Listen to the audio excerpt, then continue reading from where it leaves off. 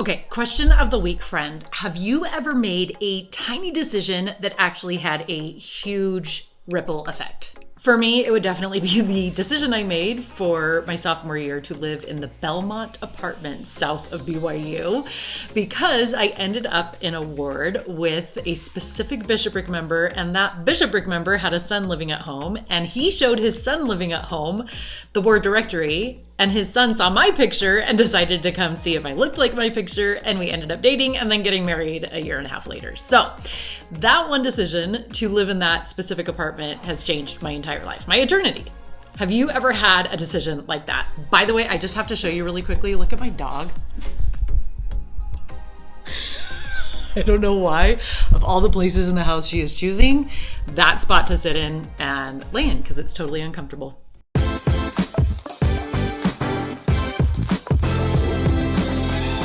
So this week we are talking all about how tiny decisions can make a huge difference. But first, where are we in the timeline of things for the Nephites? So we are in the United Nephites area. They have been scattered, they've been in the south, they've been doing missionary work, they've been all over the place.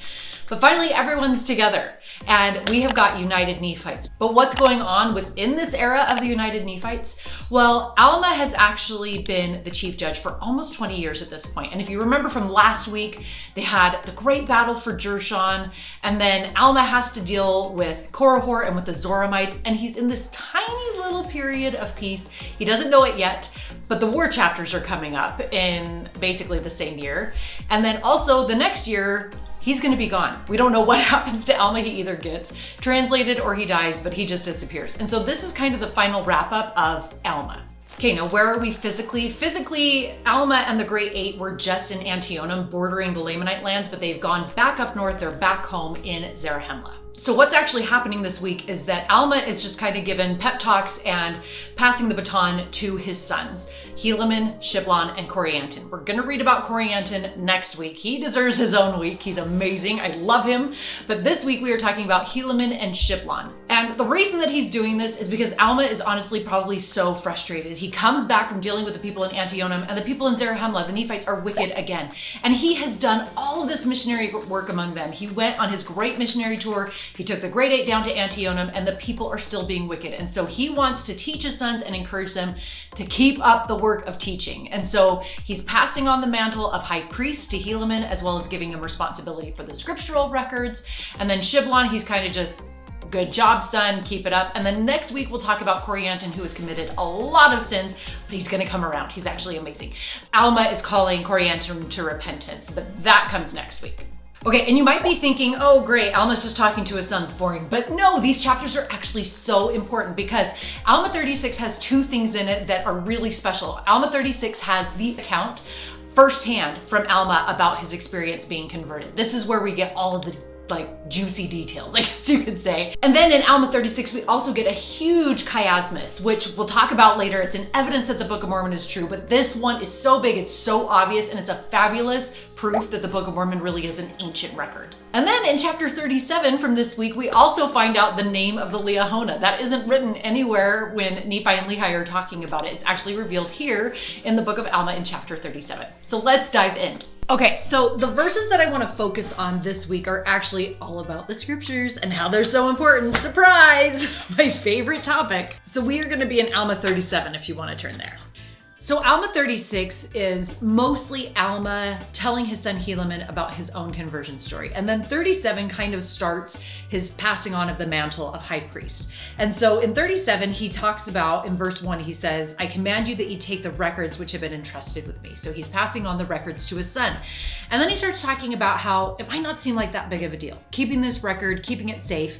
And then he goes on in verse 6, he says, now ye may suppose that this is foolishness in me, but behold, I say unto you that by small and simple things are great things brought to pass, and small means in many instances doth confound the wise. So his point here is that scriptures and scripture study for us might seem like a small thing. It might not seem like that big of a deal, but it actually really is. And we're going to talk about why does scripture study matter so much. So in verse 8, and if you want to mark this with me, I think this would be a fabulous thing to mark in here. Verse 8, he talks about 4 different reasons that the scriptures and our scripture study are so important. For behold, they have enlarged the memory of this people, yea, and convinced many of the error of their ways, and brought them to the knowledge of their God unto the salvation of their souls. So the four things I saw in there were that first, it enlarges your memory. It helps you to remember the goodness of God. It helps you to remember what happens to wicked people. It helps you remember what happens to good people. It enlarges your memory. The second thing is that it convinces many of the error of their ways. So even though we're reading about other people, we're reading about Korahor, the Lamanites, we're reading about the Zoramites, even though it's a story about someone else, we see ourselves reflected in these stories, and we are convinced of the error of our ways. Then third, it says that they're brought to the knowledge of their God. So it helps us to understand God better. And if we want to be like God, it's important that we know him. And then this last part, I think we missed, it says, unto the salvation of their souls. And so it actually brings us closer to him and to our Savior, Jesus Christ. Now, all of that is amazing. And I believe 1000% in all of that. But I do think it's interesting. When Alma is talking to Helaman about this, it's back in the days when people didn't have access to the scriptures for themselves. They did not have their own copy. And I want to, we're gonna cross-reference, you guys. I wanna actually talk about the talk from General Conference, I don't even remember, October? What year is it? April? From April 2024, President Mark L. Pace, who was actually released as the Sunday School General President, but then he gave this talk, and he went out with a bang, you guys. His talk is fabulous. But he talked about the importance of the scriptures, and specifically of the Book of Mormon. And he made the point that, yes, Lehi and Nephi and those guys, they had the brass plates, but not everyone had their own copy, right? There was one copy that they would read from. And the same kind of went for these guys, that yes, they had scriptures, they were even writing scripture, but it wasn't easy to print and to copy and to give everyone their own copy of the scriptures. And so he says this, that every dispensation basically has fallen into a general apostasy. Every single generation has. And he says, but this dispensation won't. And he says, so what's different about this dispensation? What has the Lord provided us today, especially for our time, that will help us draw near to the Savior and never leave him?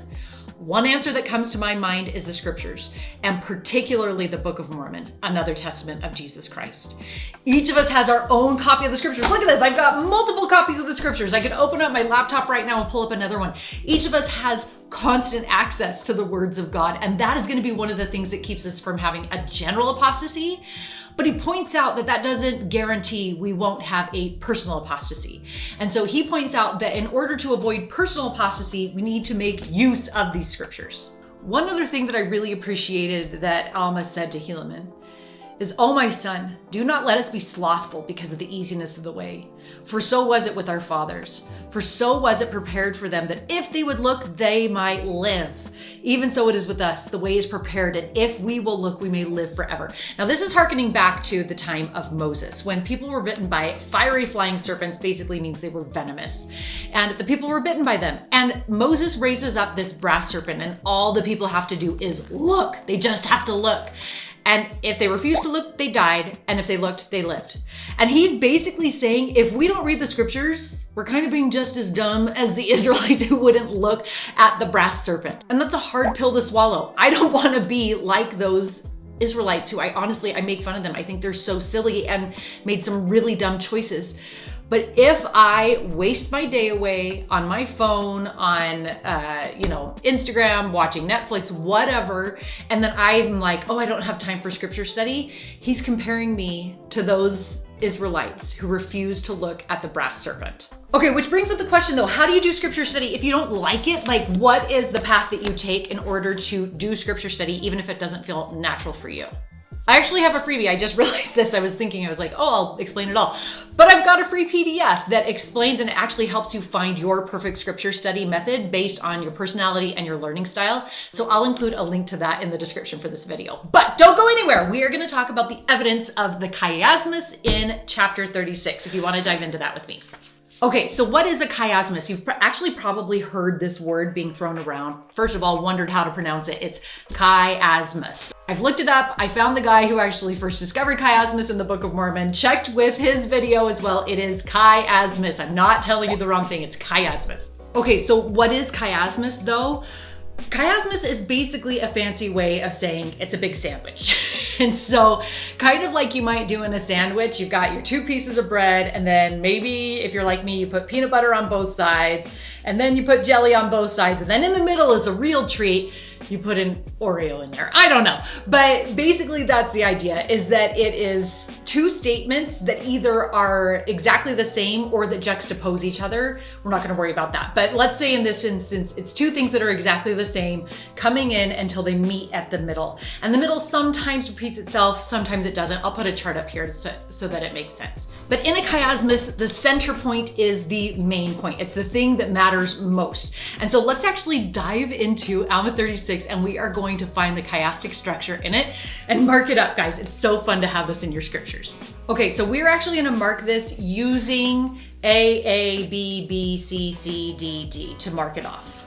All of these are in Alma 36, and the first one is in verse 1, and it says, "Give ear to my words." That's part A. Then the matching part of our chiasmus sentence is found in verse 30 at the very end. This is according to his word. Okay, if you go back to verse 1, part B in our chiasmus is, "Keep the commandments of God, ye shall prosper." The sandwich part of part B is found in verse 30 that says, "Keep the commandments of God, ye shall prosper." Part C of the chiasmus in verse 2, "Do as I have done." In verse 30, "Know as I do know." Part D in verse 2, "Remembering the captivity of our fathers." In verse 29, "Retain in remembrance as I have done their captivity." Part E in verse 2, "They were in bondage." In verse 29, "Delivered them out of bondage." Part F is in verse 2, "He surely did deliver them." Verse 28 has a second part of F, "He has delivered them out of bondage." G is found in verse 3 where it says, "Trust in God." And then again in verse 27, "I do put my trust in him." H in verse 3 is "supported in their trials and their troubles and their afflictions." In verse 27, "supported under trials and troubles of every kind." I is in verse 4, "And I would not that ye think that I know of myself, not of the temporal, but of the spiritual, not of the carnal mind, but of God." And then in verse 26, "The knowledge which I have is of God." Part J is in verse 5, "Born of God." And then in verse 26, "Born of God." K is in verse 6, "For I went about with the sons of Mosiah seeking to destroy the church of God." And in verse 24, "I have labored without ceasing that I might bring souls unto repentance." Part L is in verse 10, "Neither had I the use of my limbs." And then in verse 23, "My limbs did receive their strength again." M is in verse 15, "Oh, thought I that I could be banished and become extinct, both soul and body, that I might not be brought to stand in the presence of my God to be judged of my deeds." And then in verse 22, "Yea, and my soul did long to be there." N is in verse 16, "The pains of a damned soul." And in verse 20, "Joy as exceeding as was my pain." O is in verse 17, "Harrowed up by the memory of my sins." And verse 19, "I was harrowed up by the memory of my sins no more." And then P, the center of our chiasmus, is in verses 17 and 18. "Behold, I remembered also to have heard my father prophesy unto the people concerning the coming of one Jesus Christ." And then in verse 18, "As my mind caught hold upon this thought, I cried within my heart, O Jesus, thou Son of God, have mercy on me." Do you think that Joseph Smith could have made that up? No! Oh my goodness, there's no way that he would have just accidentally created this chiasmus and then it just shows up and it's absolutely perfect and it centers on Jesus Christ. There's no way, you guys. The Book of Mormon is absolutely true. All right, thanks for being in the scriptures with me today, and make sure to come back next week and start here and come follow me with me.